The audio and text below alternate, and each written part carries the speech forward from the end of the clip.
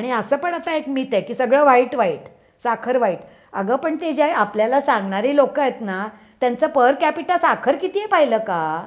जर रोज 2 लिटर मी सोडा पित असेल तर 10% प्रमाणे 200 ग्रॅम साखर मी त्या पेयातनं घेतली आहे. आणि आता मी जगाला सांगते की साखर खाऊ नका, हायपर व्हाल. आपण पाणी पितो. 200 ग्रॅम साखर हीच झाली. शिवाय केक आणि वेगळा. आपण 2 वाट्या साखर खातो रोज आणि सगळं पेस्टिसाईड त्या सालावर आहे.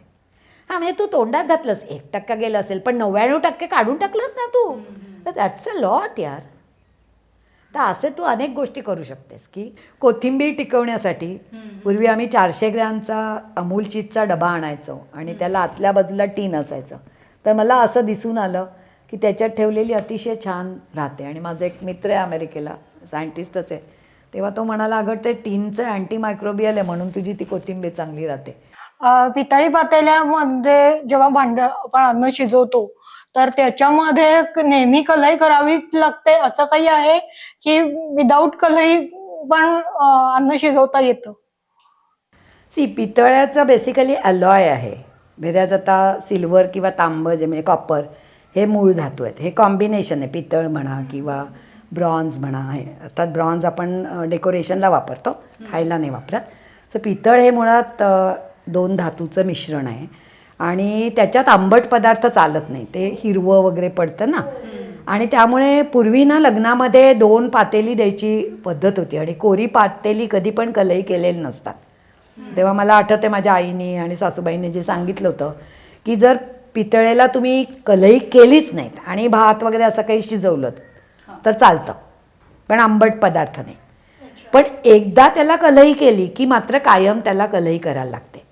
आणि कलईमध्ये टिन म्हणून जो म्हणजे आपण नेहमी पूर्वी जो डबा असायचा ना बिस्किटांचा मोठा, टिन किंवा टिनपाट, म्हणजे तो चकचकीत असतं, त्याची बारकीशी अशी तार घेऊन तसं ते फिरवतं आतमध्ये आणि मग ते एकदम चकचकीत होतं. तर तो टिन म्हणजे अन्नासाठी चालतो म्हणून ते त्याला मग एकदा कलई केली की मग तुम्ही त्याच्यात आंबट वगैरे वस्तू पण करू शकता लिक्विड आणि त्यामुळे मग साधारण लग्नात ती कोरी भांडी कळावी म्हणून ते कधी कलई केलेली नसायची. 2 पातेली त्या तुमचे बाकी सगळं जे रुखवत वगैरे असायचं त्याच्यात ती ठेवलेली आठवते. म्हणजे माझ्या पण लग्नात आईने दिलेली आणि हे सांगितलं होतं की करायची असेल कलई हरकत नाही, मग नेहमीच करायला पाहिजे. नाहीतर एखादं तसंच ठेवून तू बिन आंबटला वापरू शकते. पण ॲक्च्युली कॉपर आणि सिल्वरबद्दल सुद्धा लोकांना म्हणजे तांब्यातलं पाणी, चांदीतलं पाणी हे सुद्धा प्रश्न आहेत. कारण पितळेचं एकतर ना आता एवढं महाग झालं आहे आणि दुसरे एवढे ऑप्शन्स आहेत आणि त्याची एवढी नाटकं आहेत की मग कलई करा. आता कलईवाला कुठे शोधायचा की ते एवढं आता म्हणजे फॅशन म्हणून असेल, पण इतकं किंवा ज्यांच्याकडे आहेत जुनी आधीपासून ती आहेत. पण अजूनही कॉपर मुद्दाम घेऊन कॉपरमधलं पाणी आपण ॲडव्हर्टाइजमेंटमध्ये पण बघतो. काय काय ब्रँडमध्ये आता त्यांनी कॉपर पण इन्सर्ट केलेलं आहे बाकीच्या प्रोसेसबरोबर पाण्यासाठी. आणि तसंच सिल्वरचं किंवा सिल्वर म्हणजे चांदीमध्ये दही लावा. आयुर्वेदात उल्लेख आहे की विरजण न लावता सुद्धा त्याच्यात दही लागू शकतं. चांगले तापवलेलं आहे ऑटोमॅटिक वगैरे वगैरे, म्हणजे असं जोरात वरून टाकायचं म्हणजे हवेतल्या जंतूंच्या साह्याने वगैरे. सो त्या 2 ह्याच्याविषयी मला नक्कीच तुला माहिती सांगायला आवडेल की अँटी मायक्रोबियल म्हणजे बॅक्टेरियांना नष्ट करणारा हे गुणधर्म चांदी आणि तांब ह्या दोन्ही ह्याच्यात आहे. किंबहुना मला असं वाटतं की मराठीतला तांब्या हा शब्द तांब या धातूवरनंच आला असणार. कारण तांब्याचा तांब्या करून त्याच्यात पाणी ठेवायचं आणि नेहमी पाणी त्याच्यातनंच प्यायचं. घागरी पण तांब्याच्याच, पितळेच्या नसायच्या. लक्षात आलं? आणि त्यामुळे तांब पण अगेन तो तांब मुंबईसारख्या ठिकाणी ते जर आतून सगळं खराब झाले असेल तर काही फायदा नाही. बाहेरून चकचकीत नाही, आतून पण स्वच्छ हवं तरच त्याला तो अँटी मायक्रोबियल भाग राहतो. चांदी त्या मानाने सोपी आहे स्वच्छ करायला. तर चांदीला सुद्धा सिल्वर, नॅनो सिल्वरचं आता विज्ञानात सिद्ध झालेलं आहे सगळे अँटी मायक्रोबियल आणि हे सगळे उपयोग. तर चांदीला सुद्धा असं चांदीच्या ताटात जेवायची पद्धत होती. सोन्याच्या ताटात नव्हती जेवायची पद्धत. सोन्याचे दागिने अंगावर घालायचं म्हणजे श्रीमंतीशी काही संबंध नाही आहे. तर त्याचं ही काही असे बेनिफिट्स आहेत आणि आयुर्वेदात असं वर्णन केलेलं आहे. विविध प्रकारच्या पाण्याचे उपाय सांगितलेले आहेत.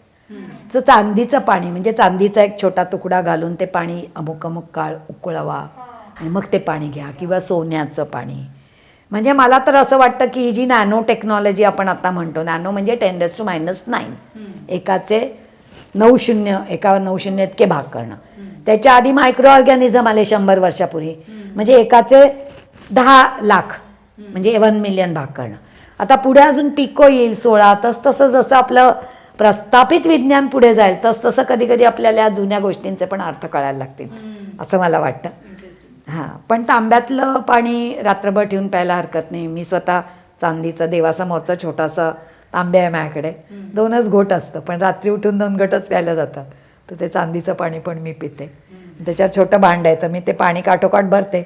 भांड्याचा खालचा तळ पण लागतो, म्हणजे सगळीकडनं आपले त्याला चांदीचं अँटी मायक्रोबियल. आणि आता मी पुण्याजवळ राहत असल्यामुळे एवढं काळं पडत नाही. मुंबईला मात्र अगदी लगेच काळं पडतं, तर रोज आपल्याला ते स्वच्छ ठेवलं तरच त्याचे फायदे आहेत. पण असा काही मिनिमम पिरियड आहे का की एवढ्या काळासाठी तरी ते ठेवायला पाहिजे त्या भांड्या? 8 तास आयडियल आहे, 4 चालेल. आणि पाण्यावरती सुद्धा एका जापनीज सायंटिस्टचं काम आहे त्याच्यावर. आणि पाण्याला हायड्रोजन बॉन्ड्स आहेत, म्हणून पाणी एवढा छोटा मॉलिक्यूल असला तरी 100 डिग्रीला तो उत्कलन होतो. नाहीतर तो 40-50ला असताना तर पाणीच नसतं, आता सगळं पाणी हवेतच गेलं असतं. म्हणजे काय नेचरचं गमतीदार आहे. जसं 4 डिग्रीला त्याचं एक जे नियमाच्या विरुद्ध प्रसरण होतं आणि बर्फ तरंगतो आणि पाणी खाली जातं आणि मासे जिवंत राहतात, तसंच हे सुद्धा आहे की त्याच्यात जे बॉन्ड्स असतात त्याच्यामुळे पाणी हायरला. तर त्या बॉन्डमुळे क्रिस्टलाइज स्ट्रक्चर असतं पाण्याला.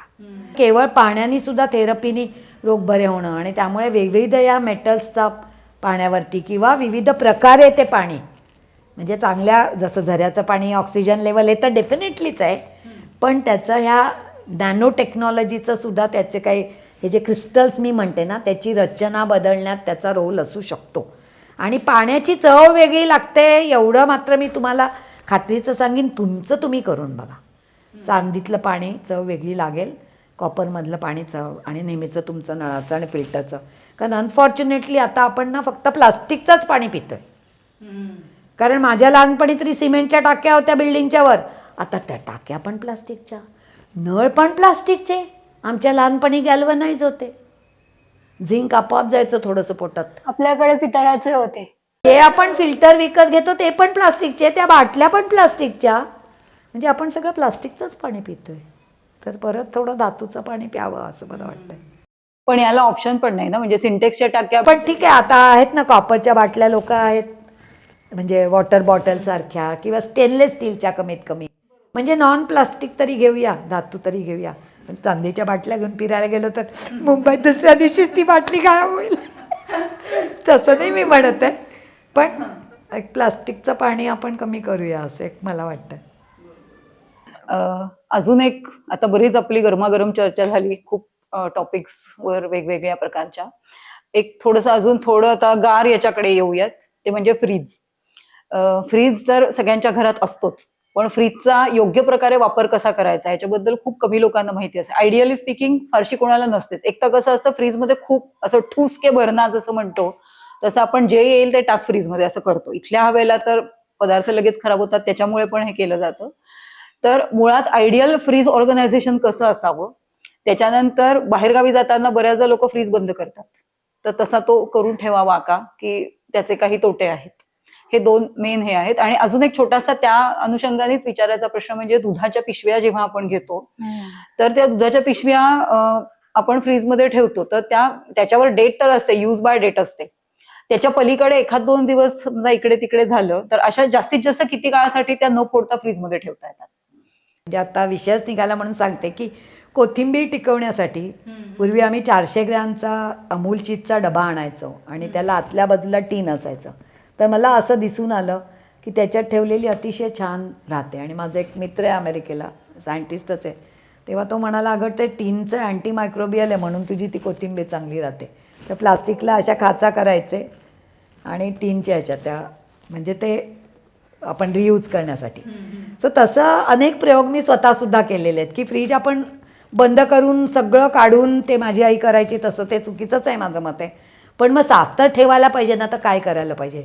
तर सगळ्यात पहिलं मला हे तुला सांगायचं आहे की सगळ्यात घाण आपल्या फ्रीजमधलं काय असतं हे जवळ आपल्याला कोणालाच लक्षात आलेलं नाही आहे. ते गास्केट सगळ्यात घाण असतं. पावसाळ्यात ते काळं भोर, त्याच्यावर ते फंगल स्पोर्स आहेत आपण जन्मात कधी त्याच्याकडे बघितलंच नाही आहे साफ करायला. दुसरं म्हणजे आपण आत ठेवताना जेव्हा काही खराब होण्यासारखं आहे, तर सगळ्यात जास्ती खराब होण्यासारखं काय असतं, तर प्राणीजन्य पदार्थ. म्हणजे दुधाचा उघळाला, मिठाई, नॉनव्हेजचं किंवा सांडलेलं आहे जे अन्न केलेलं ते, तर ते ताबडतोब तिथल्या तिथे आपण पुसलं तर बऱ्याचदा त्या काचा चांगल्या राहू शकतात.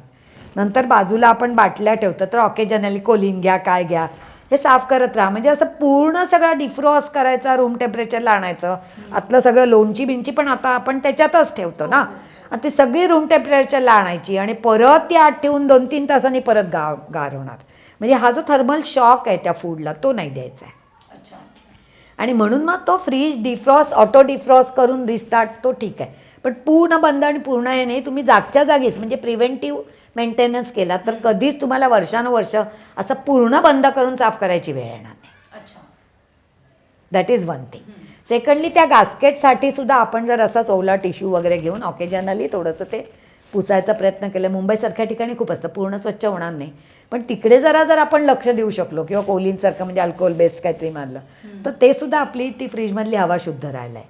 नंतर गार हवा जड असते फ्रीजच्या आतमध्ये. म्हणजे सर्वसामान्य जे फ्रीज येतात 20,000 रुपयापर्यंत, 30,000, आतमध्ये फॅन नसतो. जे लाख रुपयाचे वगैरे त्याच्यात असतं. मग तिथे उलटं असतं, फ्रीजर खाली हे वरती वगैरे. नाही तर तू म्हणशील वाकायला लागतं बाईला, भाजी खाली कशाला, ठेवा ना हो समोर, ठेवा तुमचा बर्फ खाली. ते होऊ शकत नाही सायंटिस्ट. बर्फ वर आहे, गार हवा खाली येणार आहे जडून, आणि ते सर्क्युलेशन ऑटोमॅटिक होणार आहे.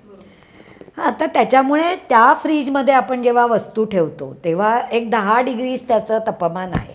पण जे डीप फ्रीजमध्ये ते खूप आहे. तर जे दुधाचं तुम्ही विचारलं तर मी तर असं रेकमेंड करीन की तापून दूध ठेवा. मग ते 8 दिवस पण खराब होत नाही. आणि निघता निघता डीप फ्रीजला टाकलं तुम्ही गावाला जाताना तर ते महिनाभर पण नाही खराब होतात. पण न तापवलेल्या दुधाच्या पिशव्या आत ठेवूच नका तुम्ही. It is not a good practice. कारण आपलं ते पिशव्यातलं दूध पाश्चराइज्ड आहे. एकदा तापवलं की ते स्टराईल झालं. पाश्चराइज म्हणजे बरेचसे रोगजंतू काढलेत, पण त्याच्यात जंतू आहेत. व्हेजिटेटिव्ह किलिंग केले. स्टराईल उकळलं म्हणजे सगळे जंतू गेले. असं आहे. चाय येईपर्यंत तापवून हा, उकळा आणि मग तुम्ही आतमध्ये ठेवा, चपट्या भांड्यामध्ये ठेवून. दही फ्रीजला पण ठेवलात तर महिन्याभरात पण काढू शकता. हो, मी पण आता पुण्याहून आज सकाळी आले तर चहापुरतं ठेवलं, कारण जरा चहा बाजे गेल्याबरोबर तेवढं मी दूध डीप फ्रीजला ठेवून आले. पण तापवलेलं आहे. काल संध्याकाळी आणलं तापून, आता राहिलेलं डीप फ्रीजला ठेवलं. तर ते तुम्ही ठेवू शकता. पिशव्या शक्यतो आपण ठेवूयाच नको असं मला वाटतं. आणि जी बेस्ट बिफोर तू सांगितलंस ती कशी असते, टेक्निकली असते ती. त्याच्यानंतर लगेच प्रत्येक गोष्ट खराब होते असं नाही, but it is at your on risk. तर दुधासारख्या ठिकाणी आपण असा प्रयोग करू नये. कारण जर काही असे पॅथोजन आहेत दुधामध्ये, फळामध्ये, की चुकून ते तयार झाले आणि एक जरी जंतू पोटात गेला तर आपलं पोट बिघडू शकतं, डायरियासारखं वगैरे असं. तर त्यामुळे दॅट शुड नॉट बी. त्यांनी एक डिस्क्लेमर सारखी ती डेट टाकून. हां, त्यामुळे त्याच्या पलीकडे आपण कधीच वापरत. तुम्ही तापून ठेवा ना, मग तुम्ही त्याच्या चिक्कर पलीकडे जाऊ शकता. हां, तापून ठेवा. पाश्चराइज तुम्ही ठेवूच नका. आज आणलं उद्या वापरल्यापर्यंत. पाश्चराइज पिशव्या इंटॅक्ट ठेवू नका. नाहीतर मग टेट्रा पॅक घ्या ना. ओके, अच्छा. आणखीन एक तू विचारलं होतंस की जाताना फ्रीज बंद करावा का. तर माझ्या मते, हे माझं वैयक्तिक मत आहे, अगदी कॅल्क्युलेशन मी नाही सांगत, 1 महिना वगैरे जाणार असाल, 1 महिना किंवा त्याहून जास्ती, परदेशी जातात 6-6 महिने, तेव्हा बंद करा. आणि बंद करून आतल्या सगळ्या वस्तू काढा आणि त्या फ्रीजचं दार उघडं ठेवा. अच्छा, म्हणजे तो खराब होणार नाही. कारण कितीही म्हटलं तरी आत थोडं तरी मॉइश्चर राहणार, आणि ते जर तुम्ही बंद केलं तर तो तुम्ही आल्यावर तो फ्रीज एवढा घाण झालेला असेल ना, रिकामा फ्रीज, तर ते दार उघडं ठेवा. पण 1 महिन्याहून कमी काळ असेल तर फ्रीज मिनिममवर ठेवा. त्याला ऑटो हे असतं ना, कट ऑफ. तुमचं काही नाही, तुम्ही दिवसाला 1 युनिट पण जाणार नाही तुमचं. कारण फ्रीजचं बिल कधी येतं, जेव्हा 100दा सगळेजण उन्हाळ्यात दार उघडतात, दार उघडच ठेवतात, गटगट गटगट पाणी पितात. म्हणजे दिवसातनं 50 वेळा फ्रीज उघडला की बिल वाढतं. कारण बाहेरची गरम हवा आत जाते म्हणून. तर तुम्ही गावाला गेल्यावर कोणीच उघडणार नाही आहे ना. तर त्यामुळे तो बंद करून जायची गरजच नाही. मिनिममवर ठेवा. पण 1 महिन्याहून जास्ती काळ असेल तर वस्तू सगळ्या संपवा, ठेवू नका. साफ करून घ्या 1 दिवस आधी आणि दार उघडं ठेवून मग तुम्ही जा. म्हणजे मग तो बेस्ट, त्याचा हायजीन पण राहील आणि पॉवर कन्झम्पशन 6 महिने वगैरे जाणार तर फ्रीज चालू ठेवणं शहाणपणाचं नाही आहे म्हणजे असं. सो आय थिंक बहुतेक सगळे मुद्दे तुमच्या प्रश्नातले मी सांगितलेत इन शॉर्ट. आणखीन एक सांगायला आवडेल की कधी कधी आपण आता विशेषतः वर्किंग वुमन जास्ती करतो रविवारी किंवा उरतं आणि मग आपण ठेवतो. तर जर आपण बाय प्लॅनिंग जास्ती केलं असेल तर खाण्यापुरतंच बाहेर ठेवून बाकीचं आधीच फ्रीज करा, डिफ्रीज करा, साधं फ्रीज करा, डिपेंडिंग ऑन काय आयटेम आहे. आणि पुन्हा काढताना जेवढं हवं तेवढंच काढा, काढलेलं वापरा, परत उलटं नाही ठेवायचं. अच्छा, उरलं तर फेकून द्या, टाकून द्या, दुसऱ्याला द्या, काय वाटेल ते करा. परत परत आत बाहेर. हां, परत परत आत बाहेर नाही करायचं. सो थर्मल शॉक्स कारण नसताना मल्टिपल द्यायचे. अच्छा, थर्मल शॉक म्हणजे आतून बाहेर काढायचं. हां, म्हणजे एकदा गरम केलं मग गार केलं, मग परत गरम केलं मग परत गार केलं, असं नाही करायचं. त्याच्यात न्यूट्रिशनचे पार वाट लागून जाते, पार वाट लागून जाते. आता थोडंसं डाएटच्या संदर्भात. डाएट हा खरं तर खूप जणांच्या जिव्हाळ्याचा विषय आहे आणि बऱ्याच जणांच्या नाही पण म्हणजे बरेच लोक कपाळावर हात मारतात. तू त्या कॅटेगरीतली मला माहिती आहे, कारण जेव्हा डाएटचा विषय निघतो तेव्हा आधी पहिल्यांदा आपल्या खाण्यावर काय काय निर्बंध येणार ही भीती असणाऱ्या लोकांच्या गटामधली ही एक आहे.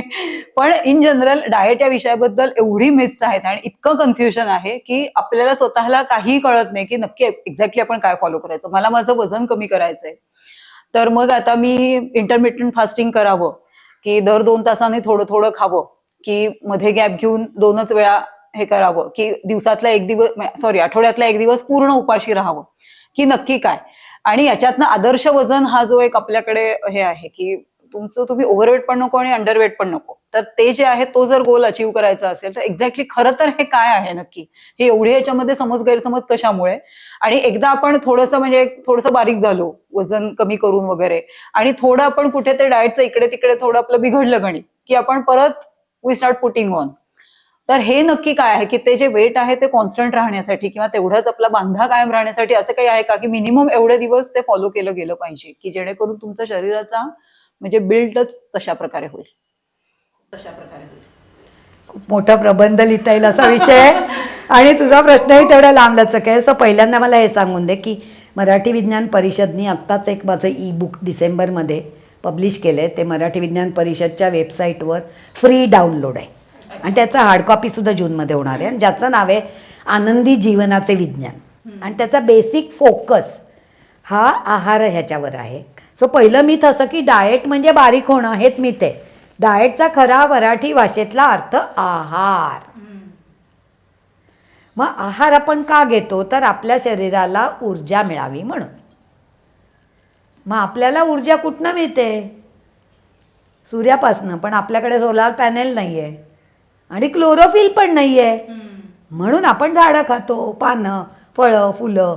मग जे कार्निवोरस ॲनिमल्स आहेत जसं वाघ, सिंह, ते झाड नाही खाऊ शकत म्हणून झाड खाणाऱ्या व्यक्तींना खातात, प्राण्यांना खातात. ही खरी फूड चेन आहे. ओके, आता नंतर वाढत असताना मला काही डाएट म्हणजे आहार लागेल.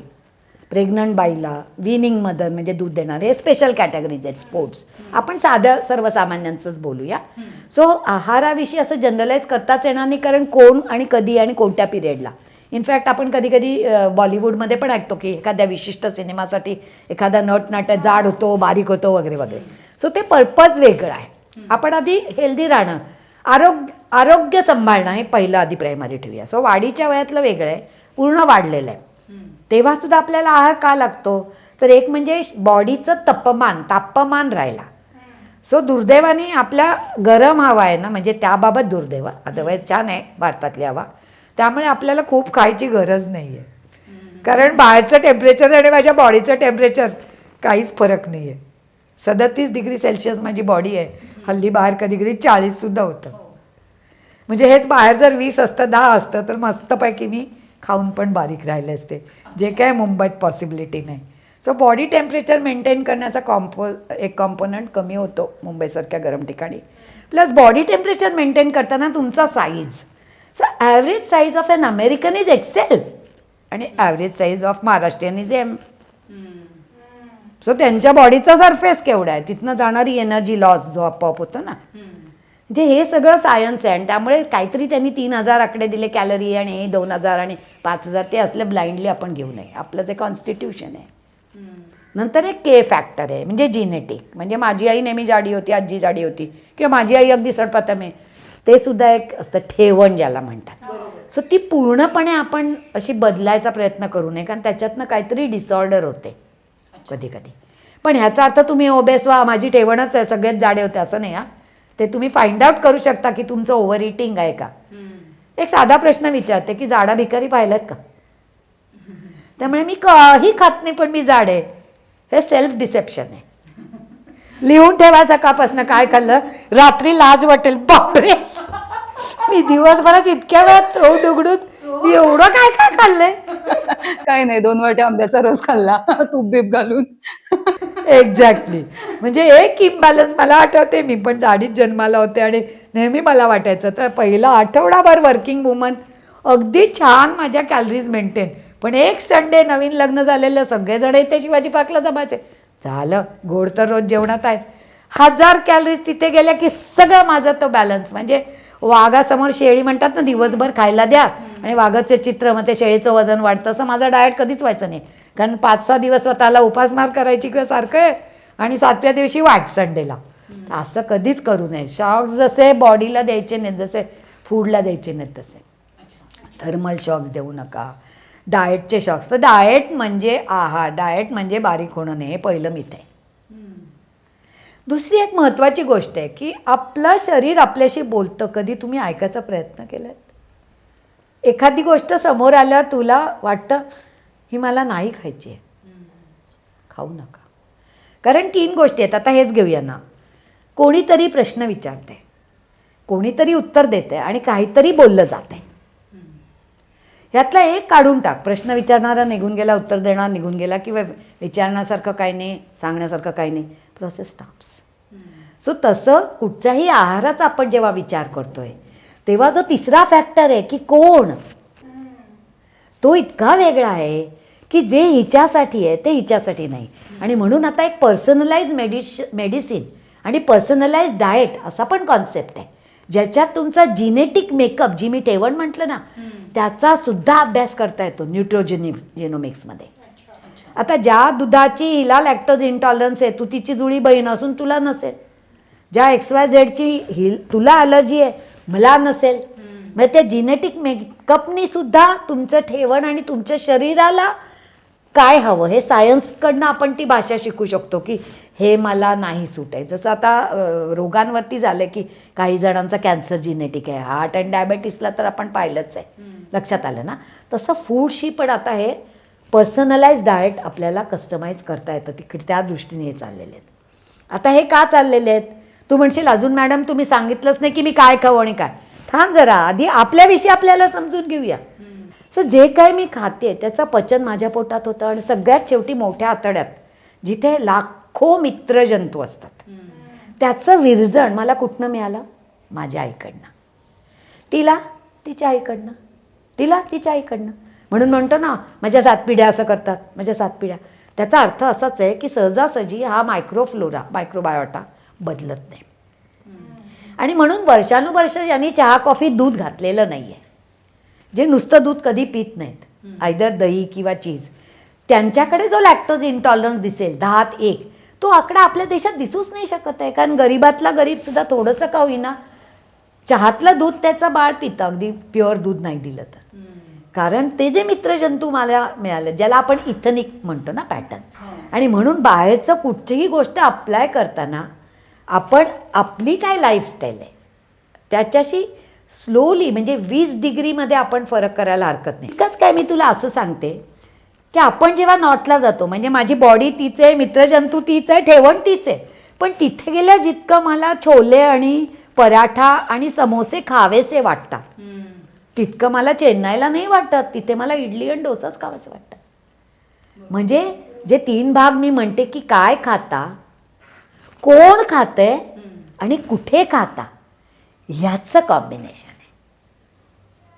ओके, माहोल ज्याला म्हणतात, म्हणजे सीझन पण आला आणि घरी आणि हॉटेल हे पण राहिला.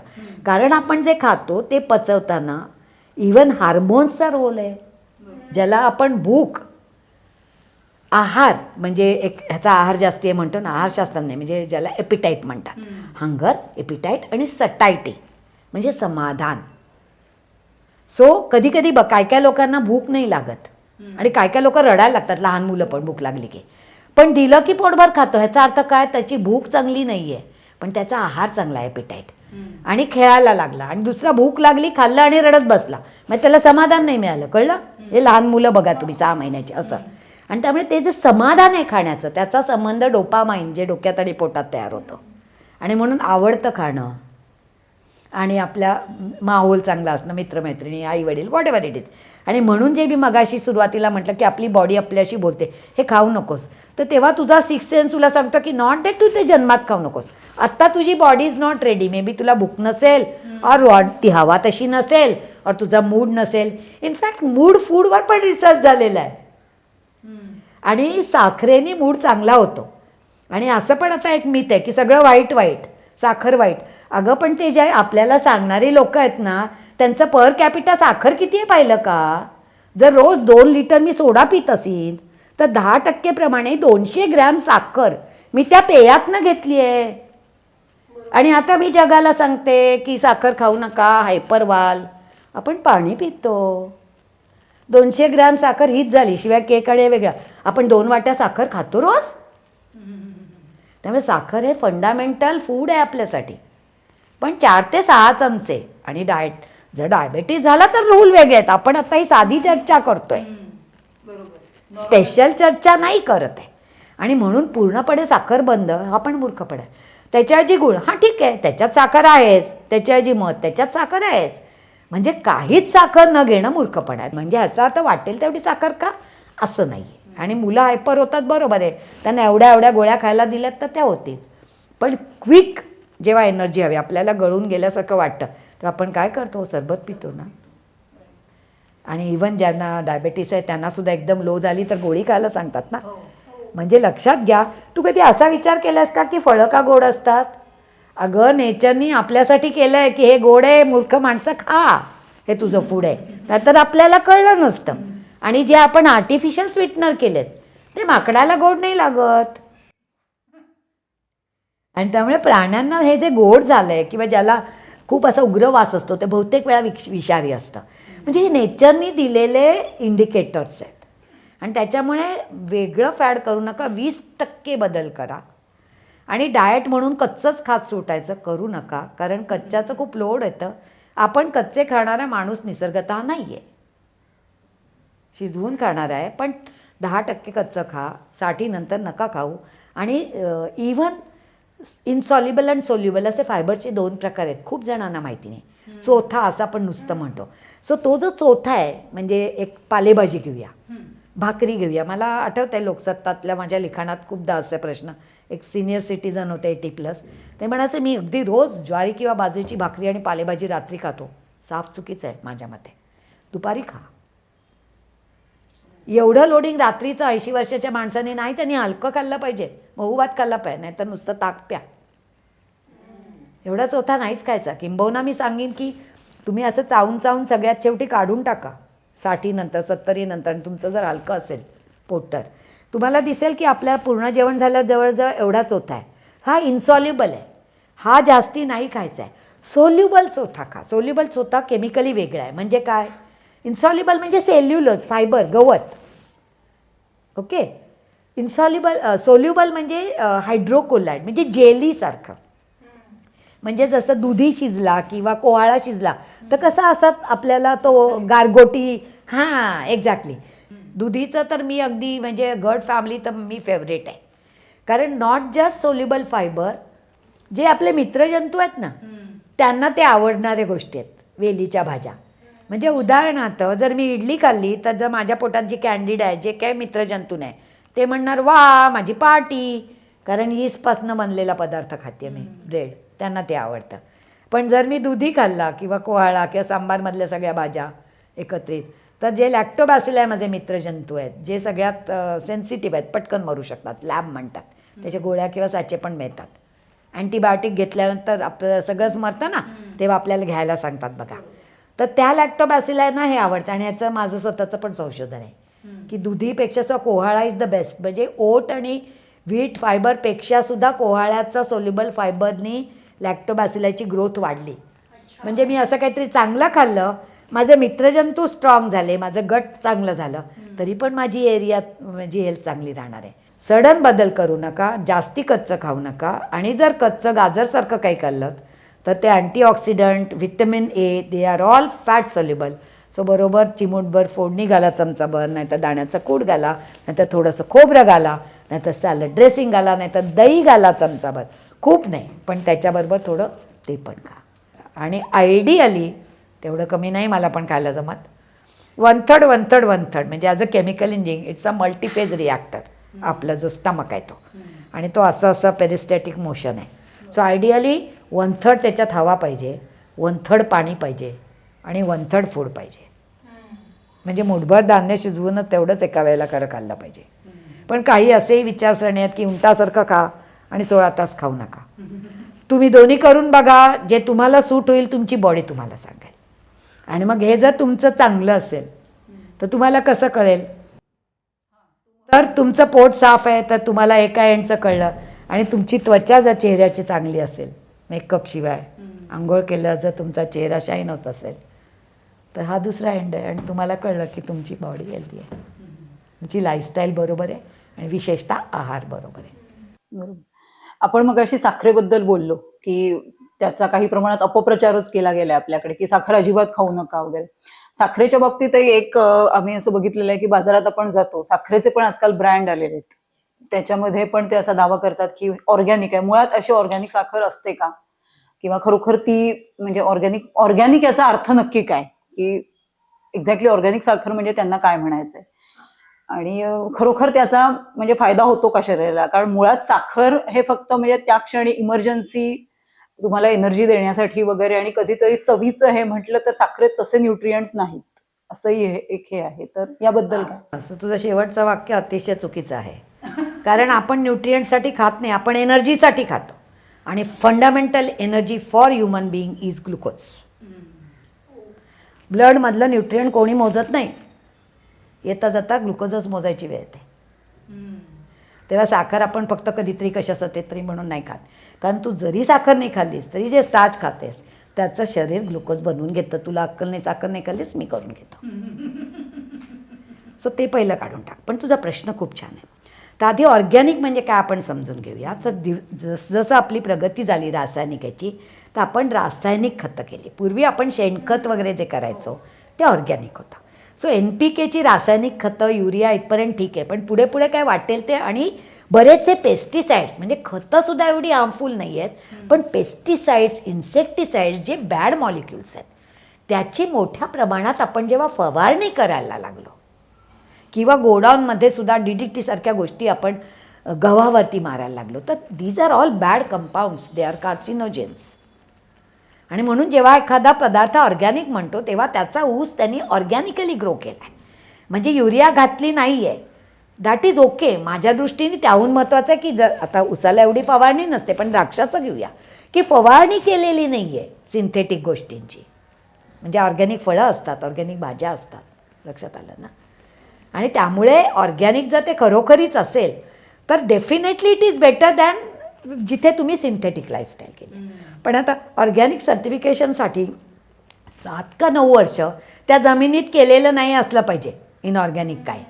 मग ती व्हर्जिन जमीन आहे का तुम्ही खरोखरीच 7 वर्ष तसं करताय? म्हणजे हे सगळे कमर्शियली, म्हणजे ती जेन्युइनली तुम्हीच तुमच्या शेतात करत असाल तर तुम्हाला 100% माहिती आहे.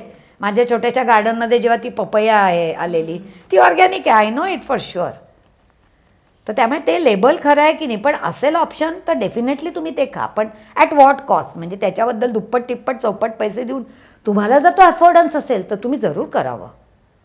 पण अफोर्डन्स नसेल, इवन आता तुम्ही मधामध्ये बघाल किती प्रकार आलेले आहेत. कारण शेवटी मधमाशांना जर मुद्दाम पाळले आणि मग ती फुलं आहेत, फुलांवर तर किती प्रकारचे फवारे मांडतात, कारण आपण फुलं खात नाही पण फुलातलं मध आता खातोय ना. तर असे आलेले आहे की मधामध्ये केवढं तरी इन्सेक्टिसाइड पेस्टिसाइड सापडलं आहे जगामध्ये, आणि मग ते तुमच्या पोटात जातं. आणि they are bad molecules definitely. आणि म्हणून ऑर्गॅनिकच्या दाव्यामध्ये हे काही नसतं. आणि जी पेस्टिसाइड्स आपण म्हणजे फवारलेली असतात, आपण भाज्या फळं आणतो तेव्हा एक गृहीत धरतो की याच्यावर असणार आहे काही ना काही अंश, म्हणून आपण ती स्वच्छ करतो. त्याचं ते जास्तीत जास्त प्रमाणात निघून जावं याच्यासाठी काही असं हे आहे. म्हणजे काही लोक सोडा वापरतात, काही मिठाच्या पाण्याने धुतात, तर काय म्हणजे? सो मिठाच्या पाण्याने त्यातल्या आळ्या वगैरे मरू शकतात. पेस्टिसाईडचे जे असे डेडली मॉलिक्युल्स आहेत ते इतके टफ असतात, ते धुवून पण जात नाहीत आणि ते बऱ्याचदा गरम करून सुद्धा जात नाहीत. तर अशा वेळेला that is also one of the reason की का जास्ती कच्चं खायचं नाही. Cooking will save you. Scrape थोडं करू शकता आणि त्यामुळे गाजर तसंच्या तसं न करता, आता खूप साल काढलं तरी पण त्याच्याबरोबर स्किनचं जे विशेषतः बटाटे जातं, म्हणून मी काय आयडिया करते, स्क्रॉच पॅडने मी क्लीन करते.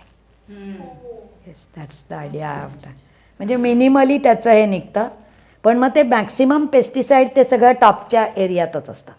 म्हणजे 98% तरी जाईल ते फिजिकली ॲब्रेशनने, आणि बाकीचं जाणार नाही. कारण मी स्क्रेप करून काढलेलं साल म्हणजे ती एक लेअरच गेली. म्हणजे उदाहरणार्थ बटाट्यात थोडंच एक काय न्यूट्रिशन आहे स्टार्च सोडून, ते त्या स्किनला आहे, आणि ते तू स्क्रेप केलंच की गेलं, ते सगळं सालाबरोबर गेलं तुझ्या कचऱ्यामध्ये.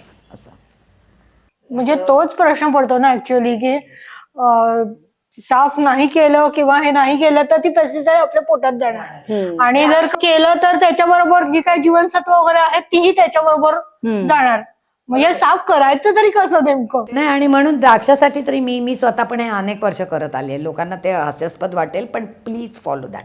मॅक्सिमम द्राक्षावरती पावडर स्वरूपात पेस्टिसाईड असतात, आणि द्राक्षाच्या सालामध्ये काही सुद्धा न्यूट्रिशन नाही आहे. चुकीची कल्पना आहे. तर ती सगळी धुतल्या बितल्यानंतर एक एक द्राक्ष मस्तपैकी खा आणि ते सरळ साल काढून टाका. आरामात निघतं. जाड हाताने सुद्धा काढता येतील सोलायला, पण ते हास्यास्पद होईल. तोंडामध्ये जरा चघळल्यासारखं कर ना, तू लगेच कशाला त्याचं कटिंग करतेस. आरामात निघतं साल. या, आणि मग तुला त्याचा गर मिळाला, त्या गरामध्ये सोल्युबल फायबर आहे, आणि ते साल मला नको आहे. मी तर त्याच्या विरोधातच आहे, इन्सॉल्युबल फायबरच्या. आणि सगळं पेस्टिसाईड त्या सालावर आहे. हां, म्हणजे तू तोंडात घातलंस 1% गेलं असेल, पण 99% काढून टाकलंस ना तू. तर दॅट्स अ लॉट यार. तर असे तू अनेक गोष्टी करू शकते. मॅडम, बऱ्याचदा असं असतं की पदार्थांना काही कारणामुळे बुरशी येते किंवा ते खराब होतात. तर बुरशी लागलेलं जे अन्न असतं ते खाण्याआधी थोडीशी त्याची बुरशी जर काढली तर आणि नंतर ते खाल्लं तर ते कितपत योग्य आहे? नाही, हे खरं म्हणजे अजिबात चांगलं नाही. आपण असं म्हणू शकतो की बुरशी लागली आहे म्हणजे एक आपल्याला सिग्नल मिळतोय की हे खराब झालेलं आहे. मग जसं आता हल्ली काय काय ब्रेडसुद्धा बघ, बेस्ट बिफोर लिहिलेलं असतं, आणि बरोबर त्याच्यानंतर लगेच बुरशी जरी नाही लागली तरी त्याचं टेक्स्चर बदलतं काहीतरी हे. आणि ह्या बुरशी संदर्भातच एक अत्यंत महत्त्वाचं मला फूड पॉयझनिंगचं हे सांगायचं की अफ्लाटॉक्सिन, हां, हे अत्यंत एक विषारी पदार्थ आहे, जो अगदी म्हणजे सायनाईडसारखा विषारी आहे. आणि एका विशिष्ट प्रकारचे रोगजंतू, एक बुरशीच म्हणूया, ते तयार करतात. आणि असं झालं होतं पूर्वी की एका मोठ्या प्रमाणात ज्वारी खराब झाली, बुरशी आली, आणि मग ती काही गरीब लोकांना ती वाटण्यात आली. असं झालं, आणि त्यांनी ती धुतली, उन्हामध्ये वाळवली, मग त्याचं पीठ केलं, भाकरी केली, आणि त्यांना मृत्यू आला. म्हणजे त्यांच्या खाण्यात बुरशी नव्हती, पण त्या बुरशीनी जे तयार केलं, कारण आता बघ हे सगळे छोटे छोटे जंतू आहेत, ते कॉलनी करतात, खातायत, पितायत, काहीतरी बाहेर टाकतायत. म्हणजे त्यांचे प्रोडक्ट्स आहेत ना, केमिकल प्रोडक्ट्स, बरोबर ना. आता साधं आता वाईन आपण करतो, अल्कोहोल मिळतं, हा प्रॉडक्टच झाला ना. आपण हीच थोडंच पितो, ते काढून टाकतो आपण. त्यामुळे त्यांचे जे प्रोडक्ट्स आहेत, केमिकल प्रोडक्ट्स त्यांनी केलेले, ते आपल्याला माहिती नाही आहेत. कित्येकदा ती बुरशी अस्पार्जिलस निगरसारखा अधिक साधी निष्प्रभ जी जागोजागी आपल्या अंगावर इकडे तिकडे अशी असू शकते, पण कित्येकदा वेगळी पण असू शकते. आपल्याला माहिती नाही आहे ना त्याच्यात काय आहे. आणि ती बुरशीसुद्धा असं आहे की त्याचं स्पोर फॉर्मेशन आहे. सो समजा तू बुरशी काढलीस तर त्याची एक प्रकारची अंडी पिल्ली म्हणूया, त्याला स्पोर फॉर्मेशन म्हणतात. ते आपल्या डोळ्याला दिसणार नाही, आणि ते आपल्या पोटात जाऊन तिथे ते बाहेर येऊन त्याची बुरशी होऊ शकते. म्हणजे बुरशीसुद्धा आपल्या शरीरात वाढू शकते, विच इज हार्मफुल. और त्याचे झालेले प्रोडक्ट्स त्या पदार्थात असू शकतात, विच इज हार्मफुल. आणि त्यामुळे असं करूच नाही. आता हल्ली लोणचं बिल्ला हल्ली काय कोणी इतकं मोठ्या प्रमाणात घालतच नाही. मग कमी वापर असेल तर फ्रीजमध्ये ठेवावा. आणि दुसरं असं लक्षात ठेवायचं की हेडस्पेस ज्याला म्हणतो ना, त्याच्यामुळे ही बुरशी होते, कारण हवेतनंच ही येते. सो माझी मोठी बरणी आहे आणि मी त्याच्यामध्ये गूळ ठेवला आहे, आणि हळूहळू ती कमी होते. शेवटी त्याला बुरशी येणार, तर भांडं बदला ना. हेडस्पेसवरती तुम्ही कंट्रोल करा, मग ती येणार नाही बुरशी. तिसरी गोष्ट अशी आहे की जी गोष्ट अजिबातच हात लावत नाही ना, त्याला बुरशी येते. तर ती वापरात जर राहिली, हवा त्याच्यात येत राहील. जे अशा पद्धतीने तुम्ही ते टिकवण्यासाठी लागणाऱ्या गोष्टी करा. पण एकदा जर बुरशी आली तर ती अगदी कचऱ्यात टाका. दुसऱ्यानी पण कोणी खाता का म्हणे, बाईला वगैरे सुद्धा देऊ नका. ते डेंजरस आहे आरोग्याच्या दृष्टीने. आणि take it as a signal की त्या अन्नाने सांगितलं की आता मी मानवाच्या खाण्यासाठी योग्य राहिलेलं नाही आहे. आणि शेंगदाण्याचा सुद्धा असे आता नियम आहेत. शेंगदाण्यात बघा कधी कधी आपले भुईमूग आहेत ना, त्याला असं मोड येतात, ते वाळतात आणि मग काय काय शेंगदाणे कुचके निघतात बघा. तर त्याच्यात सुद्धा ते अफ्लाटॉक्सिन असतं. आणि मग मोठ्या प्रमाणात जर शेंगदाणे जे आणतात टनावारी आणि दाण्याची चिक्की करतात, ते काय एक एक दाणा अगदी काय सांभाळत बसत असतील का? आणि मग काही कारणाने प्रॉडक्टमध्ये आला तर त्याच्यासाठी टेस्टसुद्धा आहेत, कारण ते एकदम पॉयझनस आहे.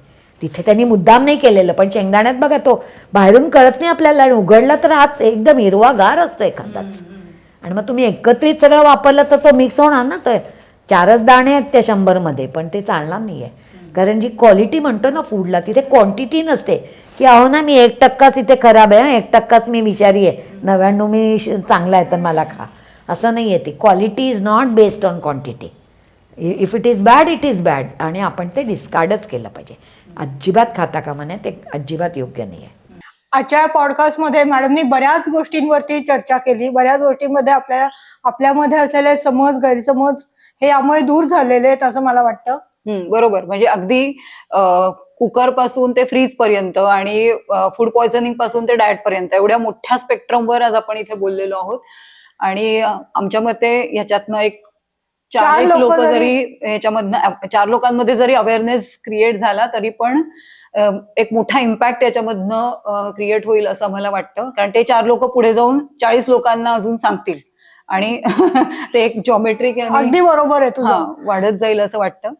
तर मॅडम तुम्ही आज इथे आलात, तुमचे मनापासून आभार. धन्यवाद. नमस्कार.